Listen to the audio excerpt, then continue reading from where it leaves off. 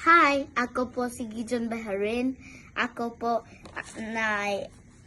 ay magbabasa at gagawa ng tunog. One.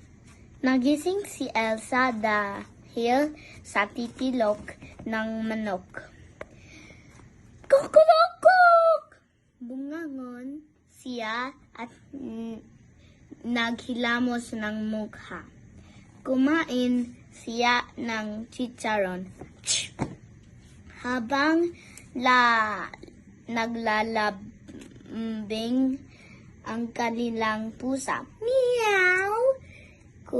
Kumahol ang kanilang aso. Ruff! Ruff!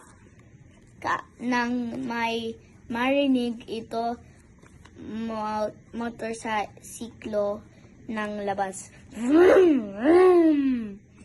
May kumatok sa punto. At ito ay dahang-dahang bumukas.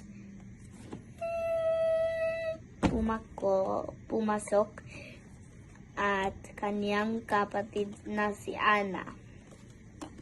Biglang umulan ng malakas